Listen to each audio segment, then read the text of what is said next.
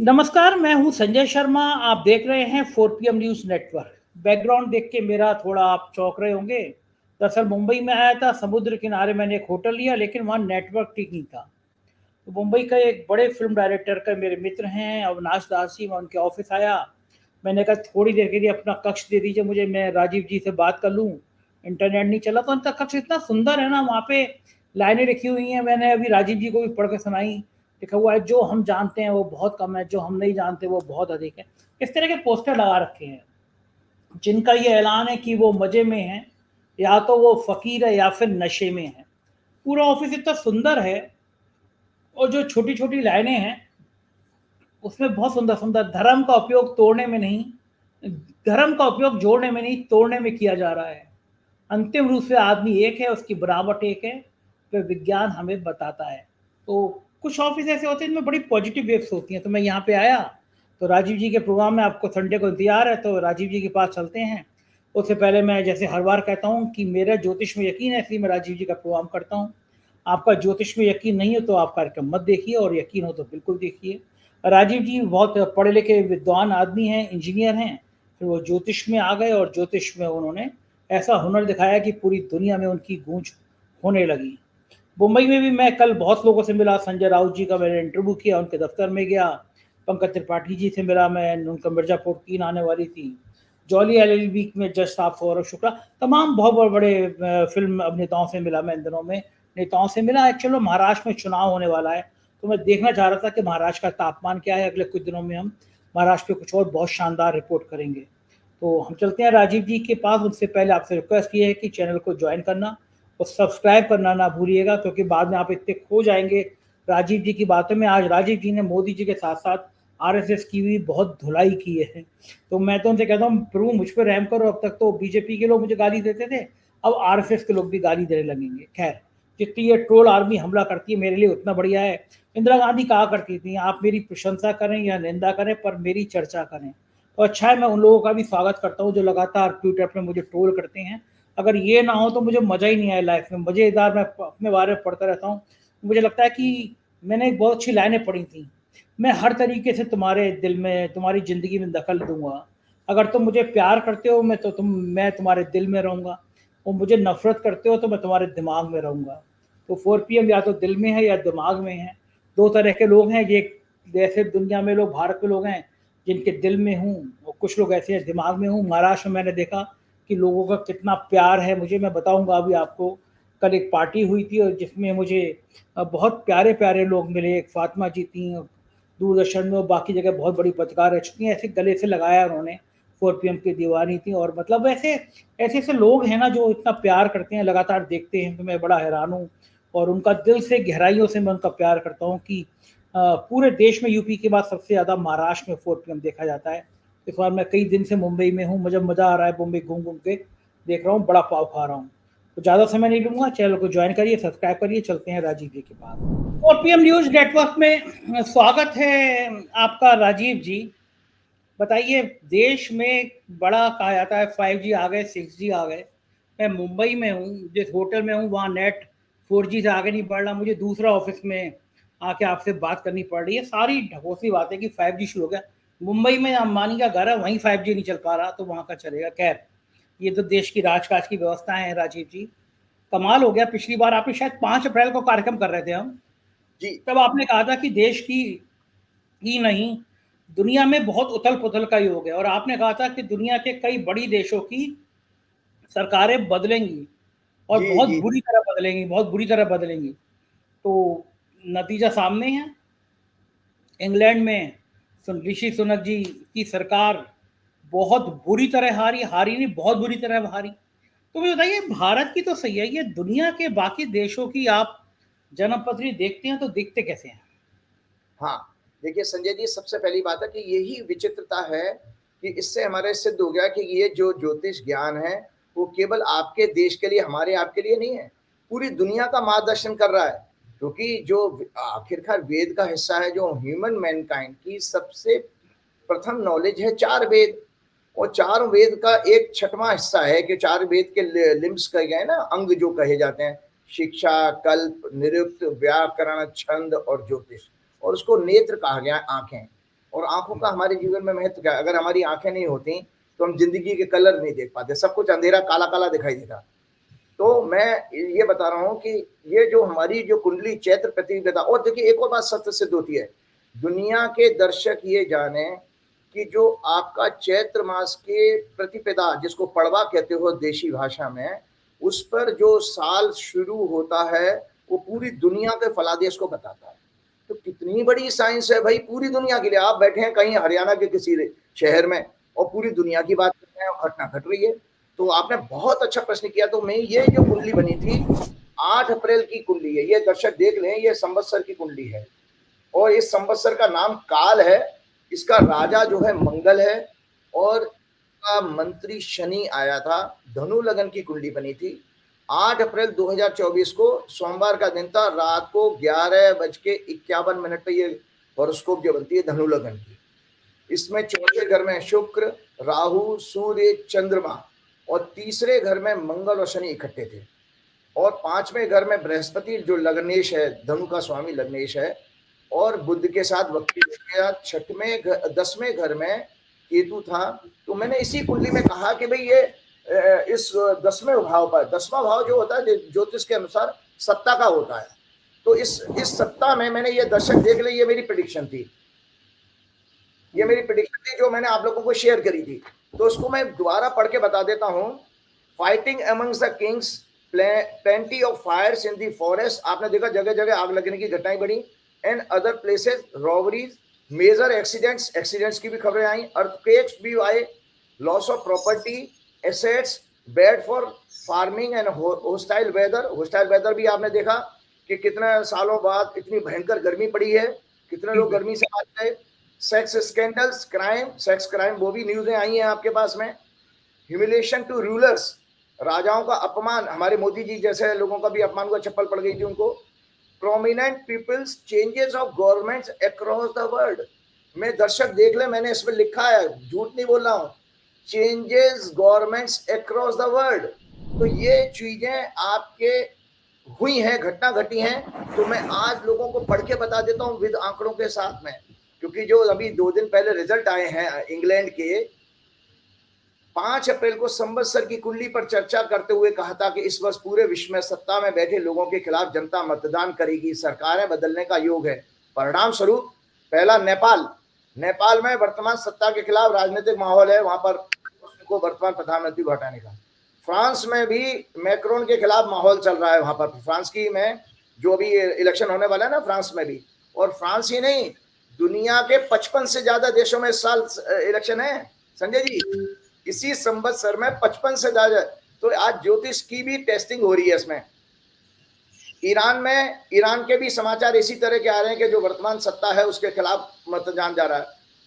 2 दिन पहले यूके के इलेक्शन रिजल्ट्स इस भविष्यवाणी को सत्य सिद्ध करते हैं, जहां पर 650 सीटों में से लेबर पार्टी को 14 वर्षों के बाद, 14 साल के बाद 412 सीटें मिली है। मतलब मोदी जी का 400 पार का नारा तो सही हुआ नहीं, लेकिन लेबर पार्टी का जरूर हो गया 400 पार। हमारे यहाँ से 543 हैं, लेकिन इंग्लैंड में 650 सीटें हैं। छोटा राज्य है हमारा, उत्तर प्रदेश के बराबर, जो मतलब छोटा कंट्री है, लेकिन वहां पर 650 में से 412, आप सोच सकते हो। तो वो मिली उनको, लेबर पार्टी को, वो भी 14 ईयर के बाद में, ये लेबर पार्टी को। और इसमें भैया आप देखिए उन 29 एमपी इंडियन ओरिजिन के जीते हैं, 29 एमपी। ये सबसे बड़ा और ये सबसे डाइवर्स पार्लियामेंट है। डाइवर्स पार्लियामेंट कैसे? हमारे देश में तो आपको महिलाओं का कितना सम्मान होता है आप लोग हम जानते हैं, कोरी बातें तो हम बहुत करेंगे, महिलाओं को टिकटें कितनी पार्टियां देती हैं। लेकिन इस संसद में, इंग्लैंड की संसद में 242 महिला एमपी जीत के आई हैं, 242, और 666 इथनिक माइनॉरिटी लेबर मतलब लॉ मेकर जीते हैं। 87 टोटल हैं जो माइनॉरिटीज होती हैं, जैसे हमारे सिख लोग हो गए, मुस्लिम हो गए, ये वहां पर भारी मात्रा में जीते हैं। तो इसीलिए वो बड़ा एक अच्छा लाइन लिखी थी अखबार में कि बड़ी डाइवर्स जो है आपकी पार्लियामेंट चुन के आई है वहां पर करंट गवर्नमेंट है। और देखिए कंजर्वेटिव पार्टी का जिसके नेता ऋषि सुनक ने 200 वर्षों बाद अब तक का सबसे वर्स्ट परफॉर्मेंस दिया है। अखबार की लाइन बता रहा हूँ, पिछले 200 साल में कंजर्वेटिव पार्टी का सबसे खराब परफॉर्मेंस हुआ है, और ऋषि सुनाक के टाइम में हुआ है, जहां पर उनके 8 मंत्री और कई सिटिंग एमपीज हार गए। मतलब उनके 8 सिटिंग में मंत्री हारे और कई एमपीज भी हारे। यही हालत हमारे भारत में था, चूंकि गोदी मीडिया बताता नहीं है। हमारे यहाँ भी तो आप 20 से ज्यादा मंत्री हारे हैं, और 96 सिटिंग एमपी भाजपा के, मोदी जी के 2019 की सरकार के 96 एमपीज हारे थे। तो लगभग ऋषि सुनाक जैसा ही हाल यहाँ पे हुआ, गोदी मीडिया ने नहीं दिखाया, वो बात अलग है। भारत में भी यही हाल था, मोदी के 20 से ज्यादा मंत्री और 96 एमपी हारे। मोदी ने जहां जहां प्रचार किया था, और देखो एक बात बता देता हूँ, बड़ी ब्रांड की जाती है, मोदी जी हमारे बहुत बड़े नेता हैं, जहां जहां मोदी जी ने प्रचार किया था संजय जी, लगभग 62% जगह पर भाजपा हारी है। मोदी ब्रांड कहाँ है बताइए? 62%। वो जो मित्रा है वो लेडी, उसने वहां पर संसद में बोला भी था कि मोदी जी जहां जहां गए वहां पर लुटिया डुबा के आए भाजपा की। तो ब्रांडिंग कहाँ है मोदी की? और इसमें भी पहुआ ने तो बिल्कुल खोल के धुलाई कर दी थी मोदी जी की वहां पार्लियामेंट। उसने ये कहा था कि आप मेरे यहाँ 2 बार प्रचार करने गए थे और मुझे आप बैठाने गए थे और मैं जीत के वापस आ गई, बहुत बड़ा। और मोदी जी तो उसी समय सीट छोड़ के भागे थे जब वो महुआ बोल रही थी। ठीक है, 106 भगोड़े जीते हैं विशुद्ध भाजपा के, तो केवल 134 एमपी जीते हैं भैया। यूके की जनता ने हाईली रिच ऋषि सुनाक को रिजेक्ट किया है। ऋषि सुनाक जो है वहां के रूलर, आपके प्रिंस से भी ज्यादा पैसे वाले हैं, अखबार में ही आया था। और आज एक बहुत हम्बल बैकग्राउंड का प्रधानमंत्री चुना है। इतना हम्बल बैकग्राउंड का है, उसकी बैकग्राउंड जो आई है अखबार में, वो एक टूल मेकर का बेटा है, और नर्स, उसकी माँ जो है नर्स रही हैं। 61 बरस के हैं ये। हमारे अहंकारी मोदी जी भाजपा को ऋषि सुनाक का मैसेज जो उन्होंने हारने के बाद दिया, सुनना और समझना चाहिए। ऋषि सुनाक ने जो हारने के बाद मैसेज दिया है, ये कम से कम हमारे भाजपा और मोदी जी इस स्पीच को जरूर सुने, क्योंकि इसमें बहुत अच्छा ह्यूमिलिटी आती है। वो हमारे मोदी जी में तो कहीं दूर दूर तक नहीं है। वो बोलते हैं, he said the country had sent a clear signal that the government must change. I have heard your anger, your disappointment, and I take responsibility for this loss. It was a very humble acknowledgement of defeat, जो मोदी जी के बिल्कुल विपरीत है। मोदी जी अभी भी संसद में अपने आप को कह रहे हैं, कांग्रेस को गिनाना है कि हमारे आंध्र में इतनी परसेंटेज बढ़ गई, तमिलनाडु में इतनी बढ़ गई। वो ये कहने के लिए, मानने के लिए तैयार नहीं है कि मोदी जी 2001 के बाद पहली बार हंग रिजल्ट में अपनी सरकार चला रहे हैं। आज तक मोदी जी को मतलब जो है क्लियर मेजोरिटी की सरकार मिली थी, लेकिन मोदी जी की भाषा में कहीं भी ह्यूमिलिटी, विनम्रता नहीं है, वो देखते ही हैं। और जो है, और ये लिखा है, Rishi Sunak will go down in history as the most least successful UK PM at the ballot paper से चुनाव होता है। कम से कम हमारे चुनाव आयोग को भी ये सीखना चाहिए, जिन अंग्रेजों के की शैली पर हमारी ब्यूरोक्रेसी काम करती है। आज भी जो ब्यूरोक्रेसी है आपके यहाँ, वो आपके इंग्लिश पीरियड के हिसाब से चल रही है, जनता के प्रति नहीं है। वो उनके अंदर मतलब बहुत ही ज्यादा एरोगेंट हैं, और जो बहुत ज्यादा जो है आपने एडमिनिस्ट्रेटिव मामलों में भी बिल्कुल आपके ब्रिटिश को फॉलो करते हैं। हमारे चुनाव आयुक्त महोदय आप जानते ही हैं कि वो कितना दलीलें दे रहे थे। जो पीएमओ से चिट्ठी लिख के जाती है, उसी को वो इलेक्शन कमीशन जो है उस पर, उसी बेस पर इलेक्शन सुप्रीम कोर्ट में आर्गुमेंट करता है। वहां पर बैलेट पेपर से चुनाव होता है। और देखो संजय जी, किसी ने पोस्ट भेजी थी, एक दिन में चुनाव होता है, साथ की साथ काउंटिंग होती है, अगले दिन रिजल्ट आ जाते हैं। कितने एफिशिएंट है। कम से कम हमारे लोग सोचें कि हमारे यहाँ तो 77 दिन आपने इलेक्शन चलाया, और उसके बाद में आपने कितने लोगों को गर्मी में, इतनी चिलचिलाती गर्मी में लोग मरे हैं ना, कई लोग मरे भी थे। साथ में मैं आपको ये बताना चाहता हूं कि एक और चीज हुई है। मैंने इसी में आपके बहुत बताया था कि नाना प्रकार की अशुभ समाचार आएंगे। जो मोदी जी की सरकार का भी मैंने आपको बताया था, इसी में बताया कि मोदी जी ने जो अशुभ काल में शपथ ली है। तो आज संजय जी, 2 अखबार के जो रीडिंग बताता हूं, 17 इंजीनियर्स को सस्पेंड कर दिया बिहार में। 2 दिन पहले की घटना है, जहां पर 10 पुल गिर गए, और 16 दिन में 10 पुल गिरे हैं। और साथ में 9 आदमी फिर मर गए छत्तीसगढ़ में, जहां बीजेपी की सरकार है। वो एक कुएं में घुसे थे, वहां गैस के कारण वो मर गए।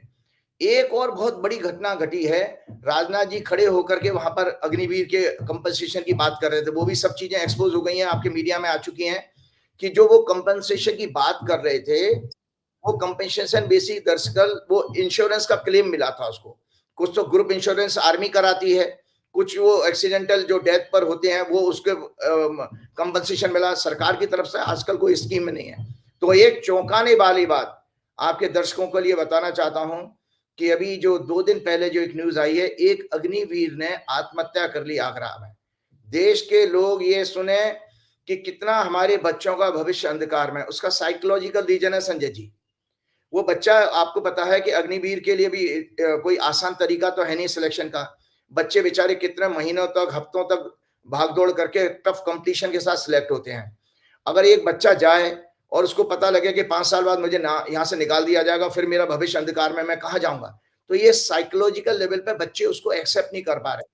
और ये आर्मी में बैठे बड़े-बड़े जनरल्स ये सोचें कि जब तक आप उसको साइकोलॉजिकल लेवल पे इस स्कीम को फ्लॉप डिक्लेयर नहीं करोगे, तब तक आपके आर्मी का कितना बड़ा नुकसान हो रहा है। क्योंकि आप सोचिए कि जब मेरे को अगर पता होगा कि मेरा यहाँ पे फ्यूचर नहीं है, तो मेरी भावना क्या जुड़ेगी? मेरी भावना क्या जुड़ेगी? आप इसमें पता है, आप करप्ट लोगों को जन्म दे दोगे। फिर वही 5 साल वाला अग्निवीर किसी तरह के आपकी गुप्त सूचनाएं लीक करते हुए कहीं मिलेगा दुश्मन देशों को, उसको तो पैसा चाहिए।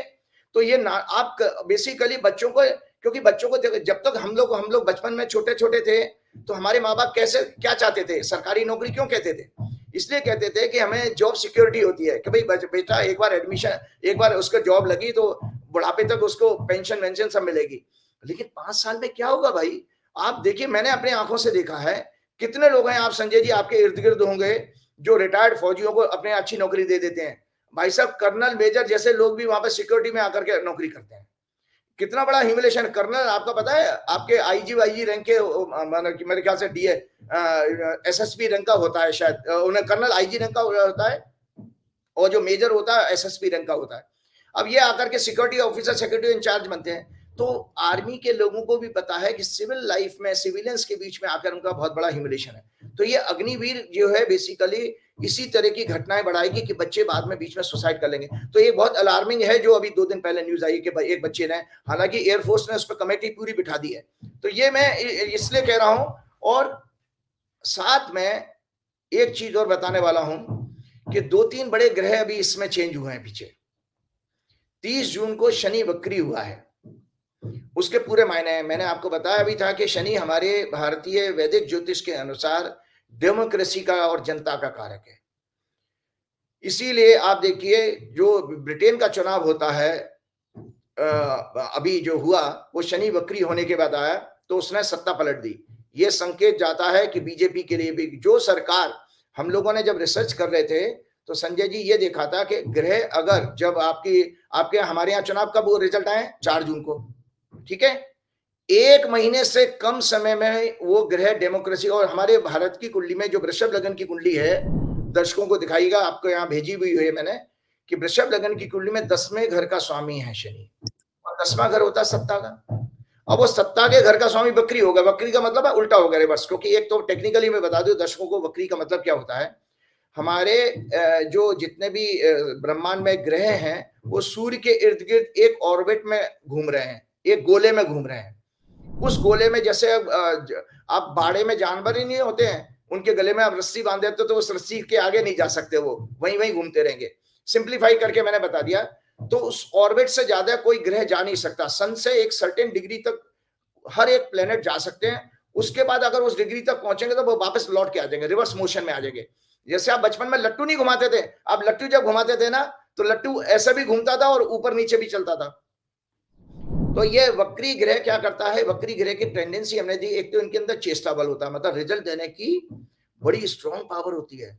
टेढ़ा आदमी कहते हैं ना, जैसे टेढ़ा आदमी है, टेढ़ा आदमी टेढ़े दिमाग का है, हम आम भाषा में कहते हैं। दूसरा बात यह है कि रिवर्सल इंडिकेट करता है, क्योंकि रिवर्स हो रहा है, वो वापस लौट करके आया। और आपको पता, इसको दुखी अवस्था में भी माना गया है। दुखी अवस्था में कैसे, एक दर्शकों के समझाने के लिए बहुत अच्छा एग्जाम्पल देता हूं। आप मान लीजिए दफ्तर के लिए निकल रहे हैं और नीचे पहुंचे और पता लगा मोबाइल भूल गए और आधे रास्ते से आपको आना पड़े, तो आप जितने समय तक घर तक पहुंचेंगे मूड आपका ऑफ हो जाएगा, ठीक, क्योंकि जिस काम के लिए जा रहे थे उसमें व्यवधान आया। इसी तरह से वक्री ग्रह भी बिहेव करता है। वक्री ग्रह बेसिकली आपके लिए तकलीफें लेके आता है, उसका संकेत होता है। तो तकलीफें क्या लेके आ रही है कि भारत की कुंडली में वो न्यायालय का घर का स्वामी भी है, 9वें घर का और 10वें घर का भी। तो ये जो वक्री ग्रह 15 नवंबर तक रहेगा। 15 नवंबर को शनि जब मार्गी होगा, मतलब नॉर्मल मोशन में जाएगा। तो आप दर्शकों के लिए बता रहा हूं कि ये जो पीरियड 30 जून से बना है, मोदी जी की सत्ता हिलाने का काम करने वाला है।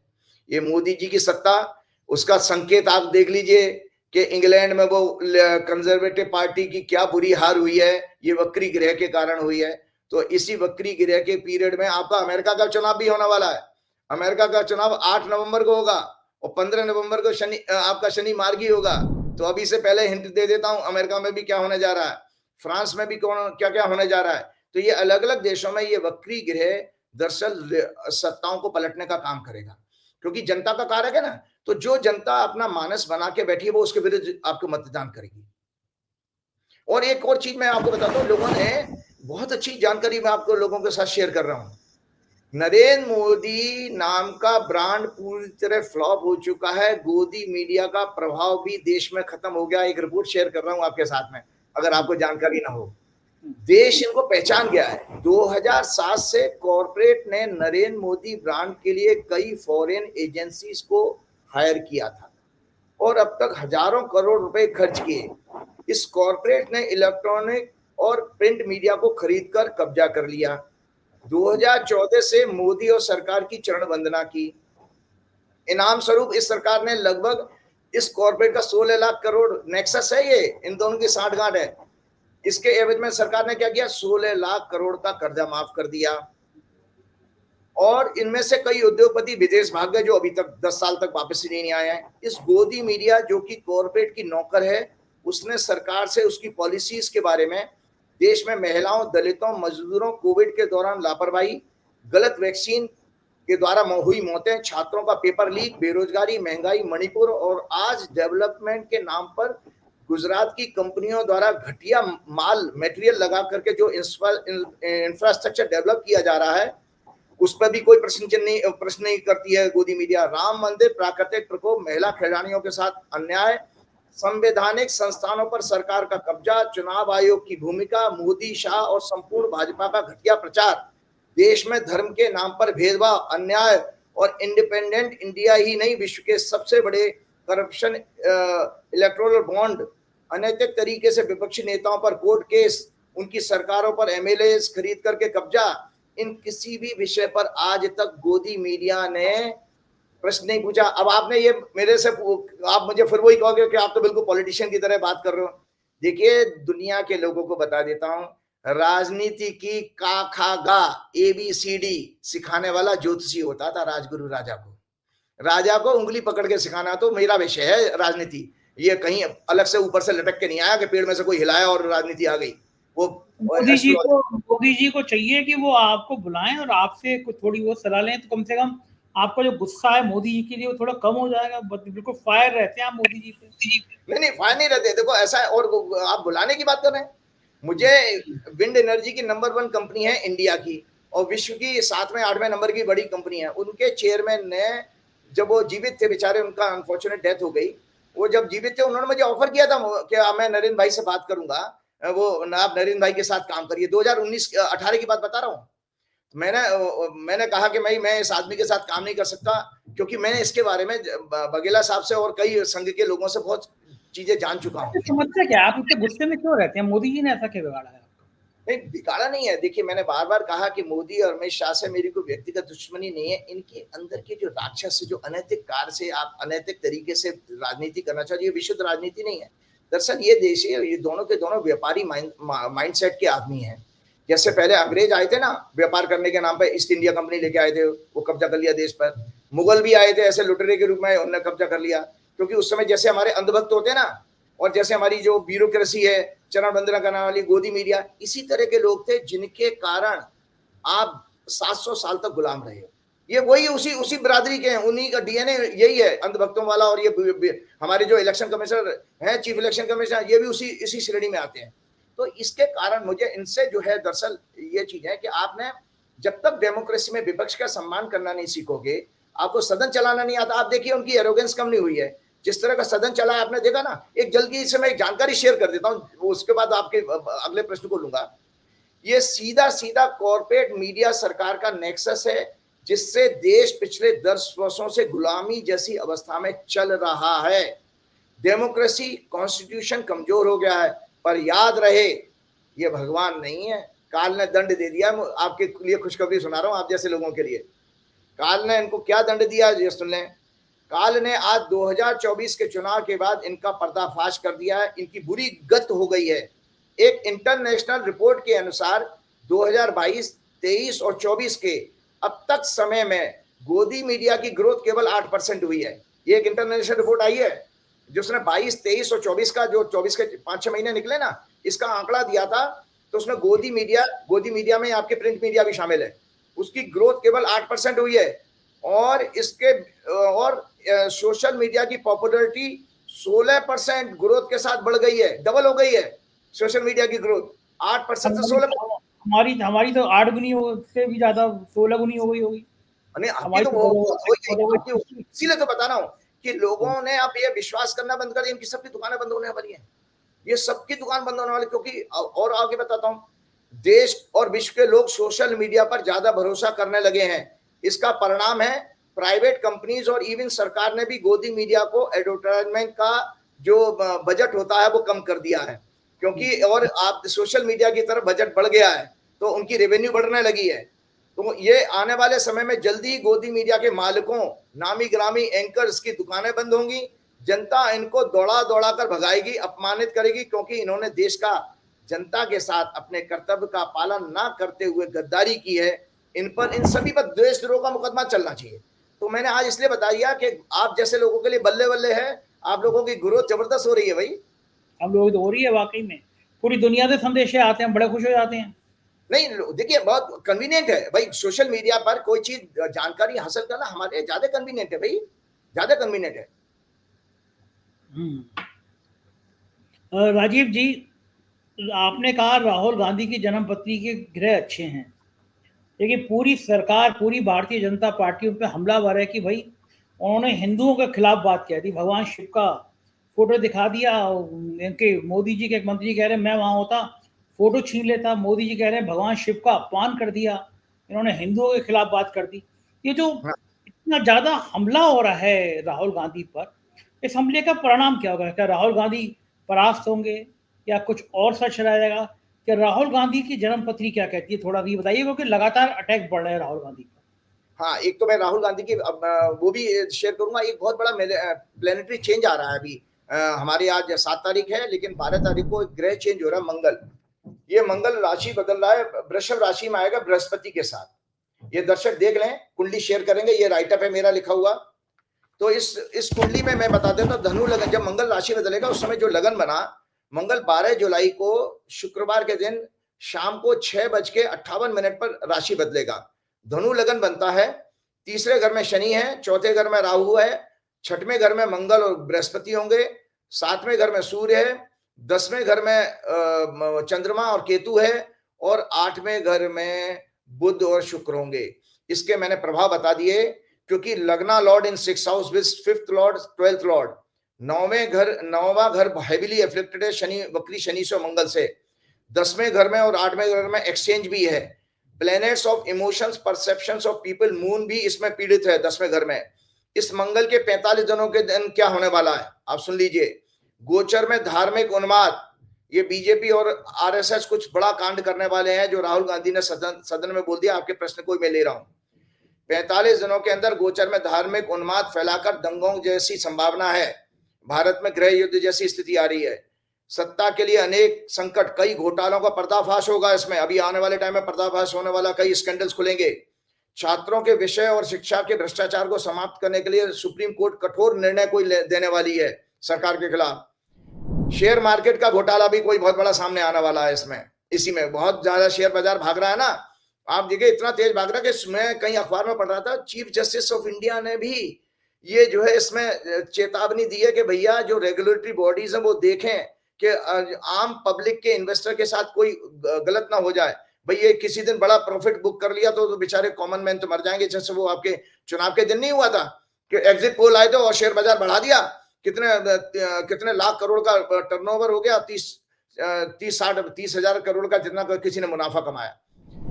और इसमें क्या, इस मंगल के गोचर में क्या आने वाला, बाढ़, क्योंकि चौथे घर में हमारा चंद्रमा जो है जल तत्व की राशि है, तो इस समय बारिशों का मौसम है। उत्तर और दक्षिण में बहुत, और आपके साउथ ईस्ट डायरेक्शन, उड़ीसा वाली साइड में, नॉर्थ ईस्ट में, ये संजय जी बहुत बड़ी ट्रेजेडी आ रही है। कई पुल बह जाए, कुछ लोगों को जान माल का बहुत नुकसान होने वाला है। बाढ़, लैंडस्लाइड के कारण देश में कई जगह जान माल का नुकसान होगा। उत्तर और दक्षिण में ज्यादा तबाही होगी। क्यों, ये देखिए, आपको मैं बता दूं, आपको याद होगा कि अभी एक दिल्ली में एक बारिश हुई थी, हमने पिछले प्रोग्राम में भी कहा था, 88 बरस में सिंगल डे में बारिश होना, एक इतनी ज्यादा बारिश हो गई, 88 ईयर्स में पहली बार ऐसा हुआ। तो मैं आपको उस बात पर आता हूं, राहुल गांधी की कुंडली में। पहले तो राहुल गांधी की कुंडली दिखा देता हूं, फिर आपको चर्चा करूंगा। आज मैं बहुत बड़ा खुलासा करने वाला हूं, उसके बाद ही हम अपना प्रोग्राम शेयर करेंगे, जो तहलका मचा देगा आज का प्रोग्राम। मैं बिल्कुल इतनी प्रिपरेशन के साथ हूं। पहले तो राहुल गांधी की ये कुंडली देख रहे हैं भाई। राहुल गांधी शेर का बच्चा क्यों है? ये राहुल गांधी 19 जून 1970 का, ये शेर का बच्चा क्यों है? देखिए, इनका जो चंद्रमा है वो तीसरे घर में है, धनु राशि में है, और धनु राशि बृहस्पति की फायरी साइन होती है, मतलब जो बिल्कुल दबंग राशि है, दबंग राशि। और इसमें मंगल और सूर्य की दृष्टि है उस चंद्रमा पर। तो चंद्र कुंडली में मैंने ये देखा, राहुल गांधी की कुंडली में तीसरे घर में राहु है, इसलिए राहुल गांधी की कुंडली में अभी राहु की महादशा चली है, तो तीसरा घर उसका एक्टिवेट हो गया जन्म कुंडली के हिसाब से। और आपका क्या नाम है, इसमें जो है गोचर में छठवां घर एक्टिवेट है, क्योंकि मीन राशि में राहु है इस समय। तो जब किसी का छठवां घर होता है ना, तो वो शत्रुहंता का पीरियड होता है। मैंने आपके प्रोग्राम में कहा भी था कि राहुल 10 जगह से चुनाव लड़ जाए, 10 जगह से जीतेंगे, और हुआ भी ऐसा ही। मोदी जी से बड़े बड़े मार्जिन से जीते हैं, और दोनों जगह से जीते हैं। मोदी जी ने पूरी कसर नहीं छोड़ी थी इनको हराने के लिए रायबरेली में, वो हुआ। और राहुल गांधी के परफॉर्मेंस को देखिए, अखिलेश के साथ मिलकर क्या जबरदस्त परफॉर्मेंस उनकी आई है, आप सब लोगों ने देखा। तो ये मैं आपको बता दूं, राहुल गांधी दरअसल इस दौरान सरकार के लिए सबसे बड़ी समस्या बनने वाले हैं। एकमात्र पॉलिटिशियन ऐसा है जिसके कारण नरेंद्र मोदी और अमित शाह की सदन के अंदर, मुझे कहना नहीं चाहिए, देशी भाषा अपने शब्दों पर कंट्रोल कर रहा हूं, कि इनके भाई पजामे जो है कुछ भी हो सकता है, मतलब वो कहते हैं ना कि पजामा गीला हो गया, ऐसा कुछ कह देते हैं मजाक मजाक में ना, इतने घबरा जाएंगे, जिसका संकेत भी मिला है। आप देखिए, ग्रहों ने संकेत दिया, मैंने नहीं दिया है, ग्रहों ने संकेत दिया कि वहां अमित शाह खड़े होकर के जो है स्पीकर से कह रहे हैं कि अध्यक्ष महोदय हमें प्रोटेक्शन दीजिए। अमित शाह जैसा व्यक्ति जिससे दुनिया पूरे भारत में क्या उनके बारे में इमेज है, और वो कह रहा है कि हमें संरक्षण दीजिए, तो राहुल गांधी से वो घबरा गया। तो मैं आज आपको बताने वाला हूं जो बहुत बड़ा चौंकाने वाला, कि भाजपा संघ और विश्व हिंदू परिषद का जो हिंदुत्व है वो टोटली नकली है। इनके जो संत महात्मा हैं वो भी नकली हैं। क्यों नकली हैं? आज मैं आंकड़ों के साथ, इतिहास के साथ आया हूं। आज दर्शक जो मेरे से इंफॉर्मेशन देगा, आज तक कभी किसी ने सोशल मीडिया पे क्या किसी मीडिया में भी शेयर नहीं किया हुआ। संसद में पिछले दिनों जब राहुल गांधी ने मोदी शाह भाजपा विश्व हिंदू परिषद आरएसएस के पाखंड के हिंदुत्व पर जब हमला किया, तो मोदी शाह तिलमिला गए, और इन्होंने झुग्गी झोंपड़ी में रहने वाले कम पढ़े लिखे लोगों की तरह उनके स्टेटमेंट को तोड़ मरोड़ के ये कहना शुरू कर दिया कि राहुल गांधी ने हिंदू धर्म, हमारे देवी देवताओं का अपमान किया है, इन्हें माफी मांगनी चाहिए। जबकि राहुल गांधी का स्टेटमेंट क्या था कि वो आप भाजपा और जो है पूरी कस्टोडियन नहीं है, मोदी जी कस्टोडियन नहीं है हिंदू धर्म के, और मोदी जी और भाजपा का जो हिंदुत्व वो नफरत का है, वो हिंसा का है, वो तो उनको आपको बोल रहे थे, लेकिन उन्होंने उसको मुद्दों को कहां मोड़ दिया, सब लोगों को भड़काने के लिए। इसके बाद इनकी फेक फैक्ट्री इनकी क्या, बीजेपी की आईटी सेल, नकली संत महात्मा। इनके संत महात्मा भी, मैंने कोई वीडियो देखी थी, संत महात्मा सड़कों पे निकले आए हैं, प्रदर्शन कर रहे हैं, राहुल गांधी के पुतले फूके जा रहे हैं। तो मैं आज उन संत महात्माओं की भी क्लास लेने वाला हूं जम के। इनको ये सब पाखंडी सब बर्बाद हो चुके हैं। इनका फ्रस्ट्रेशन है संजय जी, ये राम मंदिर के मामले में भी ये तालियां बजा रहे थे भाड़ों की तरह से, सब फेल हो गए। राम मंदिर का जो महाल है हम बार बार शेयर नहीं करेंगे, सब जनता देख चुकी है। संत महात्मा और पालतू पूंछ हिलाने वाले, पालतू पूंछ जानवर, जो पूंछ हिलाने वाला होता है जानवर की तरह, गोदी मीडिया राहुल गांधी और कांग्रेस को एंटी हिंदू कहने लगा है, सड़कों पर प्रदर्शन शुरू हो गए हैं। दरअसल इस विषय पर बात शुरू करने से पहले हमें अपने धर्म ग्रंथों को समझना होगा। ये संदेश देते कि वास्तव में मनुष्य के अंदर ही राक्षसों और देवताओं के गुण होते हैं। देखिए, राक्षस और देवता अलग से नहीं आए संजय जी, वो हमारे अंदर ही गुण होते हैं। ये गलत जो है पिक्चराइजेशन किया गया कि राक्षस काले होते हैं और सींग वाले होते हैं ना। आपको जानकारी के दर्शकों के लिए बता देता हूं, कश्यप ऋषि की 2 पत्नियां थीं। ब्रह्मा के पुत्र थे कश्यप ऋषि, उनकी 2 पत्नियां थीं, अदिति और दिति। ये सगी बहनें थीं। अदिति से उत्पन्न हुए पुत्रों में देवताओं के गुण थे और दिति के पुत्रों में राक्षसी गुण थे। अब आप बता, सगी बहनें हैं, उन बहनों के बच्चे हैं, ये सब उनकी लाइनेज आई है, तो कहां से वो अलग अलग हो गए? इसका मतलब है, राक्षस का मतलब होता है जो भोगी होता है, झूठ बोलने वाला, नफरत। मैं शास्त्रों का उदाहरण दूंगा तो ज्यादा अच्छा समझ में आएगा। तो अब ये क्लियर हो गया कि एक ऋषि के 2 पत्नियां, उन्हीं के सब बच्चे हैं। वो राक्षस को, राक्षस किसी में प्रवृत्ति हम अपने घर में परिवार में नहीं देखते हैं कि कोई बच्चा तो माँ बाप की आज्ञा मानने वाला होता है, बड़ा शालीन होता है, और कोई बच्चा बिल्कुल क्रिमिनल्स में जाएगा, दारू वारू पीने वाला होगा या कुछ भी करने वाला हो। तो रामायण के उत्तरकांड में प्रभु श्री राम और भरत के बीच जो संवाद हुआ, उसमें भगवान कहते हैं, हे भरत, राक्षसी प्रवृत्ति के लोग सदैव निंदा, झूठ, असत्य का आचरण करने वाले होते हैं। दूसरों को नीचा दिखाकर उनकी तरक्की, संपत्ति को देखकर ईर्ष्या करने वाले, काम, क्रोध, लोभ, अहंकारी, निर्दयी, कुटिल, छल कपट का सहारा लेकर सफलता प्राप्त करने वाले और अन्य पाप कर्मों से युक्त होते हैं। ये बिना कारण किसी से द्वेष, भेदभाव और हिंसा के आचरण में विश्वास रखते हैं। जो उनके साथ भलाई करता है उसको धोखा देकर नीचा दिखाने वाले, उनकी बुराई करने वाले होते हैं। इनके संपूर्ण आचरण में झूठ, पाखंड, दिखावा, घमंड और छल कपट होता है। ये मैं देखिए वाल्मीकि रामायण दिखा रहा हूँ, ये मेरे अपने शब्द नहीं है, ये वाल्मीकि रामायण उठाइए और इसमें आप देख सकते हैं ये आपके वाल्मीकि जी के उत्तरकांड में क्या दिया हुआ है। साथ में गीता, मैं ये गीता भी आज दिखा रहा हूँ। आप जब भगवान की बात तो मानोगे ना, भगवान अब इसी तरह भगवान गीता में के 16वें अध्याय के श्लोक 4, 14, 15 और 18 में राक्षसों के गुण बताते हैं। भगवान कहते हैं, राक्षसी प्रवृत्ति के गुण वालों का व्यक्ति का इस प्रकार वर्णन किया भगवान ने, ये घमंड, दंभ, अभिमान यानी अहंकार, क्रोध करने वाले, जिद्दी, कठोर हृदय वाले, संवेदनहीन होते हैं, लो आईक्यू के होते हैं, मतलब यानी विवेकहीन होते हैं। इनके अंदर सदैव दूसरों के प्रति बदला लेने की भावना, हिंसात्मक विचार और एक अकेला सब पर भारी, ऐसा बयान होता है। एक अकेला सब पर भारी किसने कहा था? ये अहंकार है। तो वो एक अकेला सब पर भारी जैसा विचार होता है इनका, और नाना प्रकार के भोगों की कामना होती है इनकी। सत्ता का लालच, सत्ता यानी पावर के द्वारा दूसरों को दंडित करना, उन पर शासन करना, छल कपट के साथ ये अज्ञानी होते हैं। धर्म का पाखंड करने वाले, सदैव झूठ का प्रचार करने वाले, इनटॉलरेंट भी होते हैं। ये स्वयं को ईश्वर बताने लगते हैं। बता दिया था उन्होंने कि मैं बायोलॉजिकल नहीं हूं। ये स्वयं को ईश्वर बताने लगते हैं और परमात्मा की सत्ता को झूठ बताते हैं। शास्त्रों में इनकी श्रद्धा, विश्वास नहीं होता। दूसरों को कष्ट देने वाले, क्षति पहुंचाने की दृष्टि से धार्मिक अनुष्ठान करते हैं। ये तांत्रिक पूजाएं करवाते हैं, अनुष्ठान कराने वाले होते हैं, जिसका ये प्रचार प्रसारण भी करते हैं। मैं विश्व के सभी लोगों को आज बताना चाहता हूं, संजय जी, आज मैं विश्व के सभी लोगों को बताना चाहता हूं कि भारतीय दर्शन और धर्म का सच्चा स्वरूप वह नहीं है जो भाजपा, आरएसएस, विश्व हिंदू परिषद आप लोगों को बताते हैं। दरअसल हम वैदिक धर्म संस्कृति के हैं और हमारी संपूर्ण संस्कृति का आधार 4 वेद हैं, ऋग्वेद, यजुर्वेद, अथर्ववेद, सामवेद, 11 उपनिषद हैं, 18 पुराण हैं, गीता है, रामायण और महाभारत हमारे धार्मिक इतिहास हैं। मैं आज दर्शकों के लिए सब चीजें लेकर के आया हूं कि कम से कम मेरे बहाने इसलिए दर्शक दर्शन करने। ये देखिए ऋग्वेद है,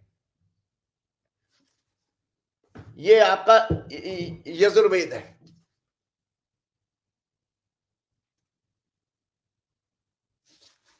ये आपका अथर्ववेद है, ये आपका सामवेद है, और इसमें गीता प्रेस ने पूरे 11 उपनिषद गए, उपनिषद अंक निकाला था। ये रामायण मैंने आपको दिखा दी, आपका ये श्रीमद् भागवत है, ये आपके पुराण हैं, 18 पुराण बताए थे, मैंने एक पुराण दिखा दे रहा हूं। ये मैं इसलिए दिखाने वाला हूं कि आपका हिंदू धर्म इनके अलावा कहीं नहीं है। आपकी हिंदू धर्म, हिंदू शब्द ही गलत है, आपका वैदिक धर्म यही है, इसके अलावा नहीं है। लेकिन संघ और भाजपा वाले क्या बता रहे हैं वो सुन लीजिए। हमारे 33 कोटि देवता हैं, देवताओं का अर्थ है देने वाला, मदद करने वाला। आरएसएस ने सिर्फ सत्ता के लालच में पुराणों के आधार पर बतलाए गए धर्म का पाखंड प्रसारित किया है आरएसएस ने, क्योंकि मनुष्य के रूप में वेद नहीं कहते हैं कि भगवान हुए हैं। भगवान परमात्मा के तत्व को बताते हैं वेद, लेकिन मनुष्य रूप में जैसे राम जी, कृष्ण जी, ये सब पौराणिक काल में पैदा हुए हैं। भगवान की व्याख्या, दरअसल भगवान की व्याख्या तो वेदों यानी यजुर्वेद के 40वें अध्याय में स्पष्ट बताई गई है। आरएसएस से ज्यादा अच्छा कार्य आर्य समाज ने किया। आपको पता है आर्य समाज ने आरएसएस से ज्यादा अच्छा कार्य किया। उन्होंने वैदिक रीति, हमारे 16 संस्कारों का प्रचार प्रसारण किया।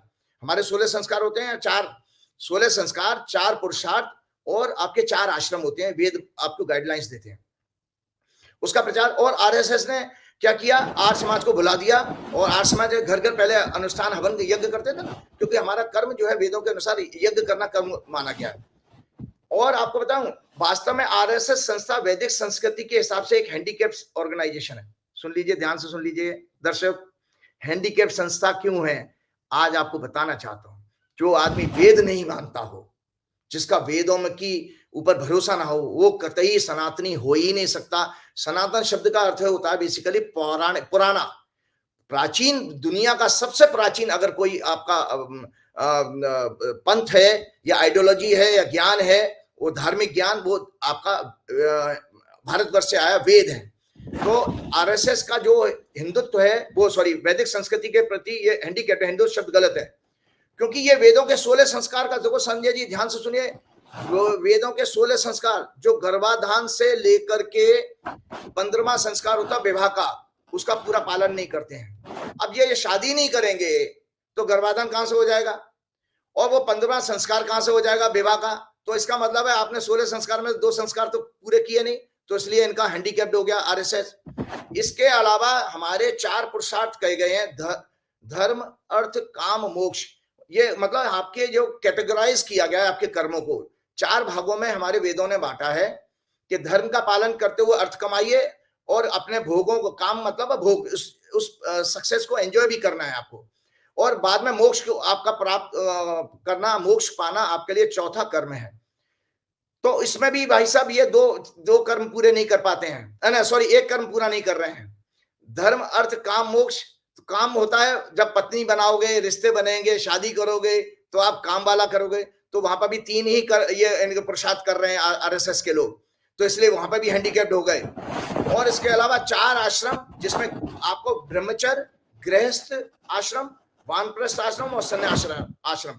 100 साल को 4 भाग में बांट दीजिए। 0 से 25 वर्ष तक आपका ब्रह्मचर्य, 25 से 50 तक गृहस्थ आश्रम, और 50 से 75 तक आपका वानप्रस्थ, और 75 से आगे सन्यास आश्रम। तो ये गृहस्थ आश्रम तो करते नहीं है, शादी तो करी नहीं। तो जो संस्था वेदों के पूर्णतः पालन नहीं कर रही है, वो हमको सिखाएगी हम हिंदू हैं, हम कौन है, वो हमको सिखाएगी क्या? अरे लानत है हमारे देश के लोगों को, जो इनको आप इनके मुखौटे को नहीं पहचान पाए अभी तक। आगे बताता हूं मैं। अब आप मोदी जी से शुरू होकर संघ पे आ गए। मैं इसलिए ऐसा है, संगीत नहीं करने लगे आप। मैं इसलिए बता रहा हूँ संजय जी, क्योंकि जो गृह बताया 12 जुलाई से जो आंदोलन होने वाला है, ये धार्मिक आंदोलन करने वाले, उससे पहले इनको एक्सपोज करना जरूरी है। तो मैं आप बताता हूँ, तब ये भारतीय संस्कृति के एकमात्र कस्टोडियन कैसे हो सकते हैं? बपौती है क्या इनकी विश्व हिंदू परिषद की और आरएसएस की और भाजपा की ये हमारे हिंदू धर्म और फलान धर्म की बात? पहले बात है भारत माता की जय, बताइए भारत माता की जय। भारत माता भी हमारा शब्द नहीं है, सुनिए, भारत माता शब्द नहीं। आज मैं बहुत चैलेंजिंग बात करने वाला हूं, सुनिए। ये संस्था डॉक्टर हेडगेवार और गुरुजी के मूल संदेश से पूरी तरह भटक चुकी है आरएसएस। वर्तमान युग में देश को उनकी कोई आवश्यकता नहीं है। ये केवल अंग्रेजों मुगलों की तरह देश में भेदभाव फैलाकर समाज का बंटवारा करके देश को अस्थिर करना चाहती हैं। आरएसएस ने विदेशी लोगों द्वारा दिया गया हिंदू शब्द और भारतवर्ष को भी मां भारती कहना हमारे वैदिक इतिहास के अनुरूप नहीं है। जो हिंदू शब्द है, जो बेसिकली आपके दर्शकों के लिए बताता हूं, ये मुसलमानों का दिया हुआ शब्द है, और मां भारती भी हमारा शब्द नहीं है, क्योंकि भारतवर्ष का जो नाम पड़ा था संजय जी, वो आपके दुष्यंत के पुत्र भरत हुए थे, उनके नाम पर भारत पड़ा था। और संस्कृत में भारत का अर्थ होता है भाव, सूर्य का पर्यायवाची भी है, और भा का दूसरा अर्थ है ज्ञान। रथ कहते हैं लगा हुआ, जो निरंतर ज्ञान में रथ है, जो निरंतर ज्ञान में लगा हुआ है भारत माता, जिसकी ज्ञान ही मूल पहचान है, वो भारतवर्ष है। तो भारतवर्ष और राष्ट्र भी आपको बता दो, राष्ट्र और भारतवर्ष ये दोनों मैस्कुलिन जेंडर है, ये आपका फीमेल जेंडर नहीं है। आप शब्द को देखिए, भारतवर्ष और राष्ट्र, ये माँ शब्द कहां से आया वो अभी मैं आपको बताता हूँ, कभी आपके इतिहास में नहीं था। 1857 में जब प्रथम जो है आपका वो आंदोलन शुरू हुआ है 1857 में, उस समय आप इतिहास खोल लें, इतिहासकारों को सामने चैलेंज है, बता दें उस समय कोई भारत माता कहता हो। ये 1882 में आया है भारत माता शब्द। कब आया? वो आपके बंकिम चंद्र चट्टोपाध्याय हैं, कोई उन्होंने आनंद मठ किताब लिखी थी, उसमें वंदे मातरम गाना था। अच्छा, बंगालियों के साथ क्या है आपको पता है? बंगाली जो लोग हैं, बंगाल के लोग देवी को पूजते हैं, तो वो भगवान को सर्वोपरि जो मानते हैं स्त्री को मानते हैं। इसीलिए उन्होंने जो है कल्पना की अपने देश की, वो स्त्री के रूप में कर ली। लेकिन हमारे शास्त्रों में जितने मैंने अभी आपको शास्त्र दिखाए हैं, इसमें कहीं भारत माता शब्द नहीं है इन शास्त्रों में। तो मुझे तो शास्त्रों की बात करनी, मैंने इस सबका अध्ययन किया है, इसलिए मैं बात कर सकता हूं। आगे बताता हूं, जल्दी से कहता हूं। हमारे वैदिक इतिहास के अनुरूप नहीं है। हिंदू शब्द हमारे किसी भी धार्मिक ग्रंथ में जो भी मैंने देखा है उसमें कहीं नहीं है। दरअसल हमारे देश का भूभाग, जो हमारी लैंड है संजय जी, ये जो है दरअसल सिंधु नदी के क्षेत्र में आती है, जिसको अंग्रेजी में इंडस वैली कहते हैं, इसीलिए वो इंडिया नाम अंग्रेजों ने पुकारना शुरू किया। जब हमारे यहाँ पर्शियंस आए थे आपके चौथी पांचवी शताब्दी में, 4th and 5th सेंचुरी में। तो पर्शियन सा नहीं बोल पाते थे, हा बोलते थे, तो वो हिंदू हिंदू शब्द कहने लगे। और उसके बाद आपके 7वीं 8वीं सेंचुरी में, 7th 8th सेंचुरी में, ये इतिहास की बातें ऑन रिकॉर्ड जा रही है दर्शकों के बीच में, 7th 8th सेंचुरी में जब यहाँ अरब आए, जब मिडिल ईस्ट से जो लोग आए, अरब आए थे, उन्होंने इस भूभाग को अल हिंद के नाम दिया। अल हिंद अरब ने शुरू कर दिया। इसलिए हिंदू शब्द की उत्पत्ति मुगलों के द्वारा हुई। जब मुगल शासक हमारे आए थे, तो वो मुसलमानों के अलावा जितने भी लोग थे संजय जी, उनको जो है ये हिंदू कहने लगे। उन्होंने उनको डिफरेंशिएट कर दिया था। 2 मिनट और लूंगा मैं। उन्होंने डिफरेंशिएट कर दिया था कि वे हिंदू कहने लगे थे, उन मुगलों के अलावा जो लोग भी थे। इसलिए हिंदू शब्द की उत्पत्ति मुगलों के द्वारा हुई है। पहले ये भौगोलिक रूप में आया। पहले भौगोलिक रूप में, आप डेमोग्राफिक आप समझ रहे हैं, क्योंकि पहले भूभाग के क्षेत्र को हिंदू कहते थे, फिर इसको धीरे धीरे कालांतर में इसको धर्म में बदल दिया गया। 13वीं आपको मुस्लिम हिंदुस्तान शब्द कब आया है? हिंदुस्तान शब्द अमीर खुसरो ने 13वीं 14वीं शताब्दी में इस्तेमाल किया था। और हिंदुइज्म कब आया है? हिंदुइज्म वर्ड का यूज अंग्रेजों ने 19th सेंचुरी में शुरू किया है, हिंदुइज्म। तो पूरी तरह से इस तरह से आपके वैदिक संस्कृति को खत्म कर दिया गया। अब इसलिए पहले हिंदू शब्द डेमोग्राफिक था, पर धीरे धीरे यह धर्म का रूप ले गया। बाद में आरएसएस और धर्म के आधार पर राजनीति करने वाले लोगों ने इसका इस्तेमाल शुरू कर दिया, जो अभी तक चल रहा है। वर्तमान में अगर पूर्व से देखा जाए तो इस देश में रहने वाले सभी लोग, सभी धार्मिक मान्यताओं के लोग हिंदू हुए। अगर हम डेमोग्राफिक इस शब्द को मीनिंग देंगे तो जो मुसलमान रह रहा है वो भी हिंदू है, क्योंकि पहले तो भूगोल के हिसाब से हुआ था ना, आपका हिंदू शब्द आया था, क्योंकि इस शब्द की उत्पत्ति डेमोग्राफिक है। टेक्निकली लॉजिकली भारत माता माँ भारती शब्द भी आज की युवा पीढ़ी और विश्व को कंफ्यूज करते हैं। शास्त्रों के अनुसार भारतवर्ष राजा दुष्यंत के पुत्र भरत के नाम से पड़ा है। संस्कृत में भारत शब्द का अर्थ मैंने बता ही दिया।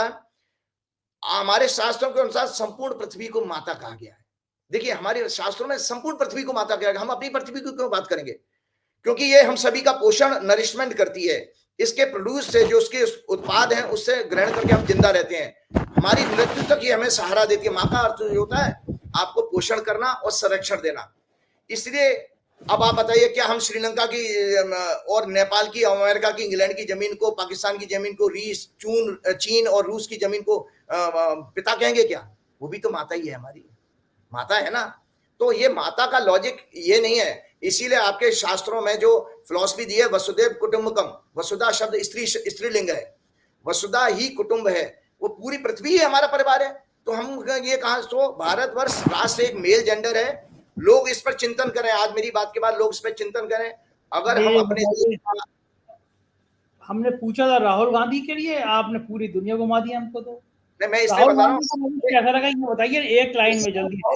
अभी राहुल गांधी कांग्रेस की वो जो है घेरने वाले थे, उससे पहले मुझे सत्य बताना जरूरी था। और ये किताब है, ये किताब जो है आरएसएस की, दरअसल इनकी बाइबल है आरएसएस की। ये बंच ऑफ थॉट्स के नाम से अंग्रेजी में है। ये गोलवलकर इनके लिए बहुत मानते हैं। दरअसल जो आरएसएस बनी थी हेगडेवार ने, और जो गोलवलकर जी ने जो आरएसएस बनाई थी, वो ये बनाई थी कि हिंदुओं के धर्म संस्कृति विलुप्त ना हो जाए, उसका पालन होता रहे, पहचान हमारी बनी रहे, और उसके बाद आपके जो है इसके अंदर जो है उनका अच्छा प्रोटेक्शन हो। ये अब तक तो आपका शो देख के बीजेपी के लोग मुझे गाली देते थे, कल से आरएसएस के लोग भी गाली देना शुरू कर देंगे, ट्रोल करना शुरू कर देंगे। आज जितनी भी मैंने बातें कही हैं उसका जरा सा भी कोई एक बार भी कोई वो कर ले, क्या नाम है, क्या मैंने अगर गलत बात की तो बात करिए, घमंड ना, एक बात कह देता हूं मोदी जी के लिए, घमंड ना करो अपने रूप और रंग का, मतलब पद और पैसे का, क्योंकि मोर को उसके पंखों का वो जो से ऊंचाई पर उड़ने नहीं देता। नहीं देता, बिल्कुल ठीक बात है। मैं एक एक मुंबई के बड़े डायरेक्टर के ऑफिस में आया हूँ ये आपका शो करने के लिए, क्योंकि मैं जहाँ रुका था वो इंटरनेट काम नहीं कर रहा था। तो सामने मेरे एक बहुत बढ़िया लाइनें लिखी है, वो लिखा है कि जो हम जानते हैं वो बहुत कम है, जो हम नहीं जानते वो बहुत अधिक है। ये उन्होंने अपने ऑफिस में लगा रखा है, बड़ा अच्छा लगा मुझे लाइनें पढ़ के। बहुत बाकी बहुत बड़ी बात जो आपने बताई वो बहुत कम जानते होंगे लोग। और चलते चलते मैं ये भी बता देता हूँ, ये मैं सुप्रीम कोर्ट का जजमेंट बताता हूँ, जो सुप्रीम कोर्ट ने जजमेंट दिया था उसमें भी सुप्रीम कोर्ट ने ये माना था कि हिंदू कोई धर्म नहीं है, it is a way of life. तो वे ऑफ लाइफ कैसे, डेमोग्राफिक है। आज अगर कोई हिंदू धर्म कहता है तो इसके अकॉर्डिंग कंटेम्प्ट ऑफ कोर्ट का केस बनता है। हिंदू एक जीवन, हिंदू धर्म एक जीवन जीने की पद्धति है। ये संघ के दफ्तर से खरीद के लाया हूँ, आरएसएस के दफ्तर से। ये देखो, ये सब देखो, ये लिखा हुआ है, ये झंडे वाला का एड्रेस लिखा हुआ है। कुछ तो फायदा किया आपने उनका। जी, तो हनुमान जी के साथ प्रोग्राम समाप्त करता हूँ। श्री गुरु चरण सरोज रज निज मन मुकुर सुधार, वरण और रघुवर विमल जसु जो दायक फलचार, बुद्धिहीन तनु जान के सुमिरो पवन कुमार, बल बुद्धि विद्या देव मोह हरऊ करेश विकार, कृपा करो गुरुदेव। जय श्री राम, जय हनुमान। बहुत शुक्रिया राजीव जी, आपने हमें समय दिया, आभार आपका। तो ये राजीव नारायण शर्मा जी आप सुन रहे थे, बड़े फायर थे आज, और उन्होंने पूरे हिंदू वैदिक हिंदू है क्या, जीवन की पद्धति क्या है, ये उन्होंने समझाया। मुझको यकीन है आपको चर्चा पसंद आई होगी, अपनी राय से जरूर उपयोग कराइएगा। चैनल को एक बार फिर याद दिला रहा हूँ, ज्वाइन और सब्सक्राइब जरूर करिएगा। शुक्रिया, थैंक यू।